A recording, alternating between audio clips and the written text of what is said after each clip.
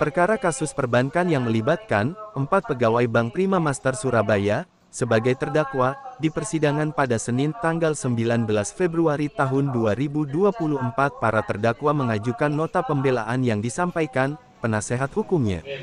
Adapun inti nota pembelaan yang disampaikan yaitu para terdakwa hanya menjalankan perintah atasan, maka para terdakwa seharusnya dibebaskan dari dakwaan maupun tuntutan jaksa. Atas nota pembelaan para terdakwa minta dibebaskan, jaksa penuntut umum akan menanggapi nota pembelaan para terdakwa secara tertulis sepekan ke depan. Dari Pengadilan Negeri Surabaya, jurnalis Basudewa TV melaporkan. Saudara ya, oke, sudah siap pembelaannya.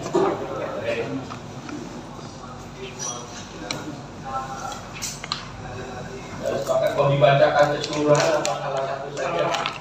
Kita berdasarkan saja. Iya. Oke, silakan. Pledoi dalam perkara nomor 2505 Kiksus 2023 PN Surabaya atas nama terdakwa Anna Dwi Sudrani, kemudian terdakwa Nanda Wihamane, kemudian terdakwa Gili Fatmawati, dan yang satu terdakwa Dr. Anda Ani Kuskusan. Pada majelis hakim yang kami hormati, syukur pada Tuhan Yang Maha Esa yang telah memberikan berkat dan hidayah kepada kita semua, sehingga proses pemeriksaan terhadap perkara ini dapat berjalan dengan tertib, lancar, dan penuh rasa damai. Pada kesempatan ini kami ingin menyampaikan terima kasih dan mengharapkan kepada majelis hakim yang telah memberikan persidangan perkara ini dengan penuh kearifan, kesabaran, ketekunan, dan mengikuti aturan hukum acara dengan benar dan berpegang pada asas praduga sah. Selanjutnya kami menyampaikan terima kasih dan salut kepada saudara penuntut umum yang telah menunjukkan sikap saling hargai sebagai sesama partner penegak hukum dalam usaha mencari kebenaran dalam proses peradilan. Walaupun asumsi dan persepsi kita berbeda dalam menerapkan perkara. Sebagai sama penegak hukum, jaksa maupun penasihat hukum merupakan beberapa aturan, oleh karena dalam menyoroti kasus ini kita tidak boleh terjebak dalam pembicaraan. Recording stopped.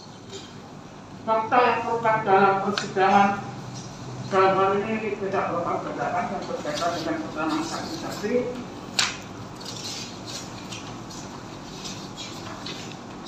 Analisa yuridis. Di dalam surat tuntutan, penuntut umum hanya berusaha memenuhi dakwaannya dengan mengurangi BAP kepolisian saksi tanpa membuktikan dan mengambilkan fakta. Bahwa berdasarkan pasal 185 KUHP ayat 1, keterangan saksi sebagai alat bukti ialah apa yang saksi nyatakan di persidangan. Bahwa berdasarkan pasal 66 KUHP, penuntut umum dibebani untuk membuktikan dan pembuktian dalam perkara pidana aku bukan terdakwa yang membuktikan dirinya bersalah. Bahwa dalam surat tuntutan, penuntut umum mengklaim bahwa terdakwa telah terbukti melanggar pasal 49 ayat 20B Undang-Undang RI nomor 10 tahun 1998 tentang perubahan atas Undang-Undang RI nomor 7 tahun 1992 tentang perbankan dan menguraikan dengan unsur-unsurnya sebagai berikut. 1.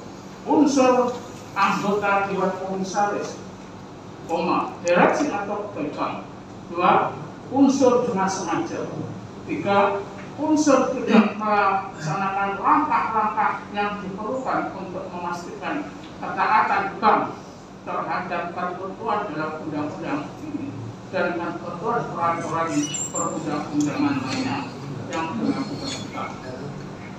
Bahwa berbicara mengenai beban pembuktian, yang harus dipenuhi oleh penuntut umum, maka kami penasihat hukum terdakwa membahas mulai unsur kedua dan langsung membahas apakah ada sifat melawan hukumnya terkait unsur ketiga, yaitu unsur dengan sengaja dan sifat melawan.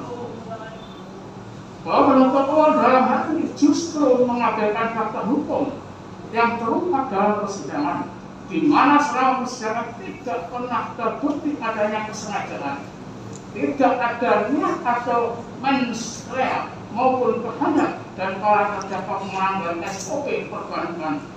Bahkan berdasarkan keterangan Agus Prabowo Prawito selaku Direktur Komersial telah memerintah terdakwa melaksanakan transfer uang dan menurut keterangan saksi Wiranti Utami selaku hotel maupun saksi Mulyanto bahwa perintah direksi sama dengan SOP serta sama dengan kebijakan, sehingga secara administratif perbankan tidak ada kesalahan ataupun atas peraturan perbankan yang dilakukan terdakwa. Bahwa faktanya tidak ditemukan fakta maupun bukti bahwa terdakwa diuntungkan atau mendapatkan hal yang bermanfaat dari peristiwa hukum tanggal 3 April 2018 dan 17 April 2018. Dalam persidangan pun penuntut umum tidak dapat membuktikan bahwa kesengajaan dari perbaikan, bahkan apabila melihat dengan kacamata keadilan, para terdakwa akan menjalankan sistem dari kegiatan perbaikan, yaitu transaksi transfer itu sendiri. Penuntut umum justru bakal mengaku bagaimana sebuah cek tunai atau cek kontrak yang dalam hal ini diserahkan oleh pelapor kepada Agus Prabowo Prawito. Cek tunai atau cek kontrak secara perbankan itu diserahkan tentu berlaku prinsip tunai, di mana pada peristiwa tanggal 3 April 2018 dan 17 April 2018 cek tunai diserahkan pada Agus Prabowo Prawito yang notabene adalah petinggi bank, yaitu Direktur Komersial, yang mana kemudian memerintahkan untuk melakukan transfer pada rekening di Semarang dan kurung BCA. Dari hal itu saja tidak ada inisiatif terdakwa yang merujuk ke kesengajaan. Kemudian fakta bahwa peristiwa metode transfer dilakukan dengan cek ini telah berulang kali dilakukan oleh pelapor dengan tujuan memperoleh keuntungan bunga dari saudara dan melalui Insinyur Susilo dan tidak pernah dipermasalahkan sebelumnya. Peristiwa transfer juga melibatkan kontrolisasi selanjutnya baik kepada bagian operasional, kemudian kepada marketing, kemudian ada juga petugas platform, sehingga tidak pernah ada kehendak atau kesengajaan yang bersifat melawan hukum dalam perbuatan terdakwa. Tidak pernah dibuktikan bahwa berdasarkan fakta hukum yang sebenarnya tidak ada unsur kesengajaan. Bahwa terkait hal itu pada tanggal 29 Maret 2018, pelapor juga melakukan hal yang sama, yaitu menitipkan cek tunai atau cek kontan, menyuruh pihak Bank Prima Master Bank yang melengkapi aplikasi transfer dan menjalankan transfer. Bukti terlampir bahwa selain perintah dari seorang direktur, Saudara Agus Ranggono Prawito, komponen alat perbankan baik cek tunai maupun aplikasi transfer, serta kehadiran pelapor di bank justru memperkuat bahwa transfer adalah transaksi yang diinginkan oleh nasabah itu sendiri. Belum lagi ditambahkan fakta hukum bahwa transfer yang seperti tanggal 3 April 2018 dan tanggal 17 April 2018 telah terjadi berulang kali sebelumnya. Sebagaimana keterangan dari saksi Insinyur Susilowati, bahwa bicara tanggal 17 April 2018 pun jika penuntut umum mau fair, transaksi tanggal 3 April 2018 itu tidak dipermasalahkan oleh pelapor selaku nasabah ada kurun waktu 14 hari. Maka unsur kesengajaan itu sama sekali tidak terbukti, atau dengan kata lain peristiwa hukum tidak memenuhi unsur kesengajaan. Terjadinya peristiwa hukum dalam kasus Aku, adanya kerjasama antara Agus Ranggono Prawito dengan pelapor untuk melakukan praktek bank dalam bank guna memakai fasilitas bank untuk memproses bunga harian dari saudara Daniel. Ini merupakan salah satu alasan hukum pengadilan menolak gugatan pelapor. Lihat di dalam lampiran putusan. Dengan demikian unsur sengaja dengan melawan hukum tidak terbukti secara sah dan meyakinkan. Kedua, telah terbukti pelapor dan Agustinus Tranggono Prawito telah melanggar aturan perbankan, bukan terdakwa. A. Pelapor telah memanipulasi fakta yang sebenarnya terjadi dalam melaporkan perkara aku. 1. Bahwa telah terungkap di persidangan, pelapor telah berusaha memanipulasi fakta dan menyembunyikan kebenaran, di mana kerugian yang dialami oleh pelapor justru diakibatkan oleh perbuatan pelapor itu sendiri. Bahwa pelapor dalam perkara aku mengklaim seolah-olah ingin menyetorkan uang melalui cek tunai pada tanggal 3 April 2018 dan 17 April 2018 dengan mempermasalahkan aplikasi transfer yang seolah bukan atas kehendak dirinya. Bahwa faktanya dan diakui oleh pelapor sendiri pada persidangan telah terjadi bank dalam bank yang mana pelapor terlibat sebagai pelaku di dalam hal itu. Hal tersebut pun dikonfirmasi oleh keterangan saksi Agustinus Tranggono di muka persidangan, yaitu pelapor telah menerima keuntungan bunga harian dengan cara dan bentuk yang sama pada tanggal 29 Maret 2018 dengan peristiwa tanggal 3 April 2018 dan 17 April 2018. Bahwa selain itu alat bukti baik putusan-putusan hukum atas sengketa terkait peristiwa hukum tanggal 3 April 2018 dan peristiwa hukum tanggal 17 Maret 2018 17 April 2018 di mana pelapor faktanya menerima pengembalian beserta bunga dan keuntungan dari Insinyur Daniel Suyanto. Bukti terlampir bahwa keterangan saksi Insinyur Susilowati sebagai penerima uang yang telah menerangkan benar terjadi transaksi berulang antara pelapor kepada Insinyur Daniel Suyanto Haryono melalui rekening milik dirinya bahkan lebih dari 10 kali. Bahwa terbukti di persidangan justru kehendak pelaporlah agar cek tunai yang dititipkan kepada Direktur Operasional Agustinus Tranggono Prawito dicairkan untuk ditransfer kepada Insinyur Daniel Suyanto Haryono melalui rekening Insinyur Susilowati. Bahwa klaim pelapor yang ingin menyetorkan uang ke rekening atas nama dirinya justru telah terbantahkan melalui beberapa fakta hukum sebagai berikut. A. Pelapor mempermasalahkan peristiwa transfer pada tanggal 3 April 2018. Namun anehnya pada tanggal 17 April 2018 pelapor mengirimkan cek tunai yang dia klaim untuk disetorkan ke rekeningnya. Hal ini berselang 14 hari atau 2 minggu. Sangat aneh, dalam 2 minggu pelapor tidak sadar uangnya kemana, mengingat nominal uang sebesar 3 miliar rupiah, bukan 30.000 rupiah. B. Faktanya tanggal 17 April 2018, peristiwa dia titipkan cek tunai kembali yang dia klaim untuk disetorkan. Pada hari itu pelapor melakukan 2 transaksi. Pertama, cek tunai yang dia klaim untuk disetorkan pada jam 10-an pagi. Yang kedua, dia melakukan pemindahan dana dari rekening dia pada pukul 11 siang. Oleh karenanya seharusnya di saat tanggal 17 April 2018 tersebut, pada pukul 11 siang tersebut, pelapor sudah mengetahui tidak ada dana baik 3 miliar maupun 2 miliar dari transaksi cek tunai tanggal 3 April 2018 dan 17 April 2018.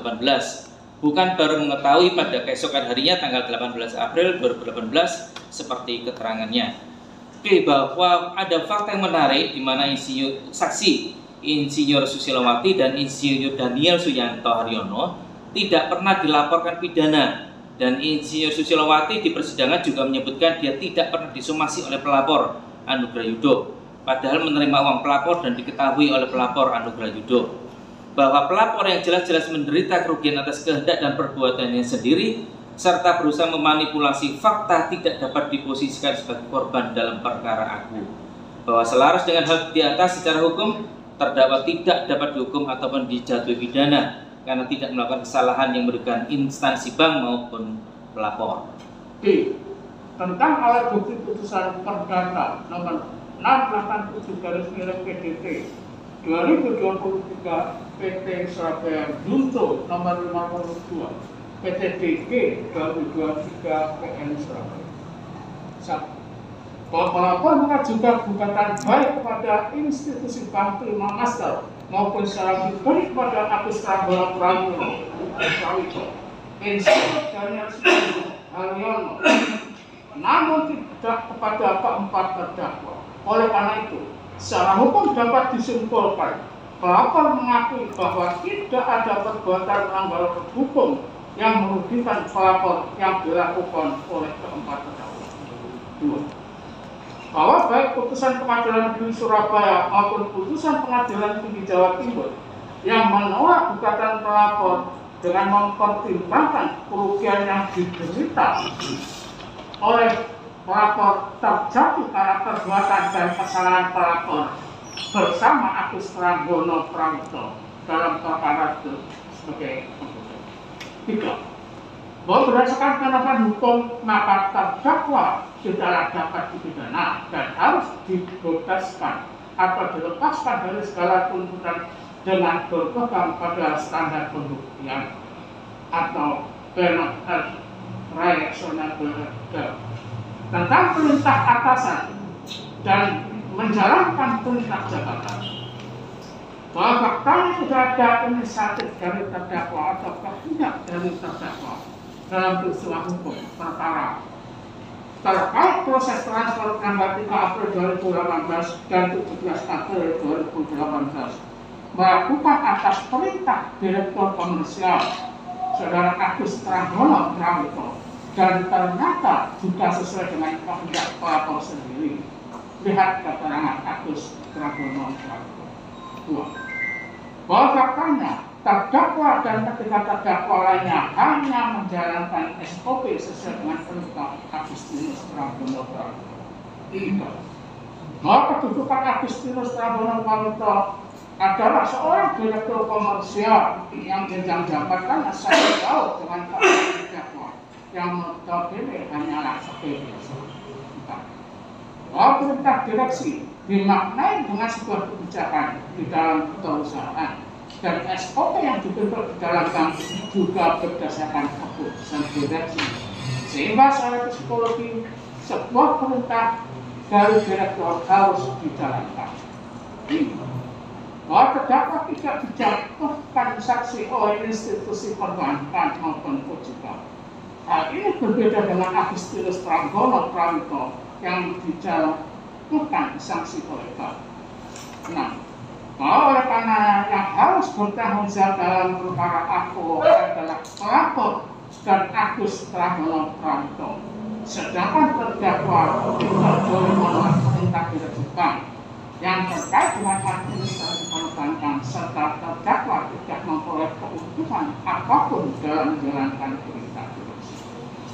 Kesimpulan dari penuntut, majelis hakim yang kami hormati, saudara penuntut umum yang kami hormati, berdasarkan keseluruhan uraian kami tersebut di atas dapat kami simpulkan sebagai berikut. 1. Bahwa terdakwa penuntut umum baik dakwaan ke-1 maupun dakwaan ke-2 tidak terpenuhi secara sah dan menyatukan. 2. Maka pada akhirnya berdasarkan hal-hal tersebut di atas kiranya majelis hakim yang mulia berkenan untuk memutus membebaskan terdakwa dari segala dakwaan hukum atau melepaskan terdakwa dari segala tuntutan hukum, menetapkan merehabilitasi dan menguruskan nama baik terdakwa.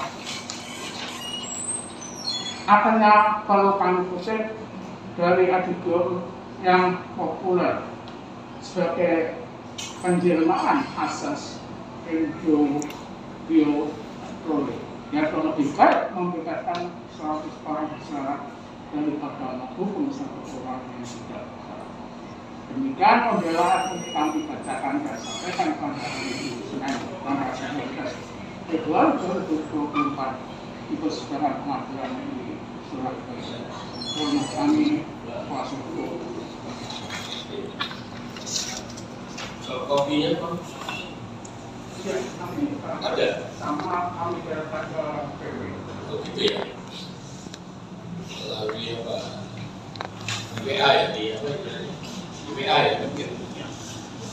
Bisa secepatnya ya? Kalau nggak hari ini lah.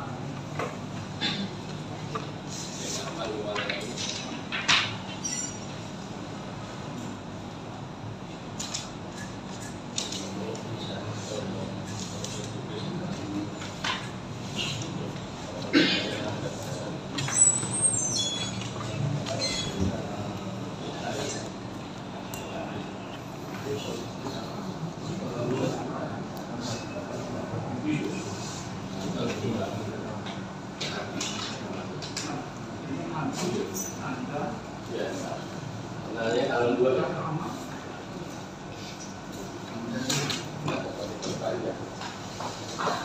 ini minimalnya berapa? Maksimal. Kamu nggak maksimal lagi? Ya? 15. Ini 3. Yang B, Pak. Iya. Yang B ini 3. Bisa KPT. Apanya KPT bisa? Bisa saja. Primernya berapa? Primer maksimalnya berapa? 3 ya. Maksimal 15.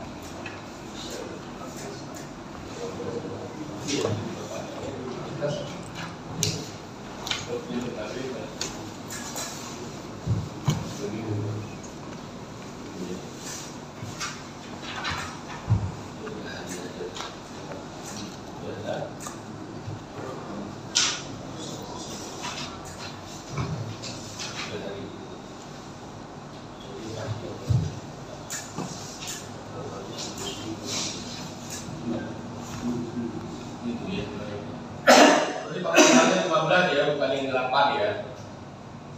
Nah, coba cek dulu, coba lihat. Pasal 4 kita.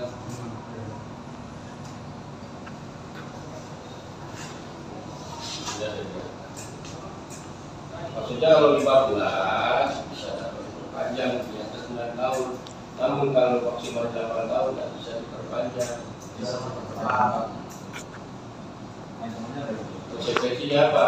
Seandainya dapat diperpanjang, tidak dapat diperpanjang, hidupnya cari-cari. Tapi kalau dapat diperpanjang, kita beri waktu seperti kan kita bebas, kita berkesempatan untuk menanggapi dalam publik itu juga kita kesempatan di dalam publiknya untuk mempertahankan pembelaannya.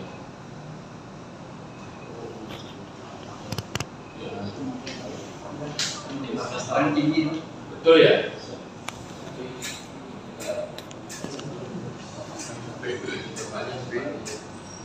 Oke, baik, begitu ya. Berarti dapat atau gimana? Itu B 8, Pak. Ya. Yang saya 1A. 15. Kalau hanya 8 tahun dalam 2 tidak ada. Begitu ya. Berarti mau ditanggapi ya? Beberapa hari. Ya, berarti kalau 1 minggu kita ada kesempatan kita kasih nanti waktu 1 minggu juga ya. Gitu ya. Oke, baik ya. Berarti 1 minggu ya, yaitu untuk publik ya, tanggapan untuk proses pembelaan yang sudah yaitu pada hari Senin tanggal 26 ya. Sudah siap tadi ya. Pagi jam tadi kita pagi pas masih sidang ini. Tadi datang jam berapa? 11. Sudah Sampai datang jam berapa tadi? Hampir sama. Oh gitu ya. Waktunya saya jangan sampai kami itu sebab kita kan sama-sama komitmen ya. Kecuali kalau dulu pasti enggak gitu makanya. Berarti jam 10 ya. Gimana? Saya jam 10 pagi ya. Begitu ya. Ada terdakwa yang biar konten biar enggak. Mudah-mudahan memang enggak lagi sidang ya. Ya. Oke, baik. Berarti selanjutnya adalah untuk pembelaan dari penuntut umum ya, anggapan atas pembelaan yaitu dalam bentuk publik yaitu pada hari Senin tanggal 26 Februari 2026 ya, ada kembali pada jam 10 pagi begitu ya, sepakat ya, baik. Begitu sidang yang kita buka kembali pada hari Senin tanggal 26 Februari 2026 sidang sejati.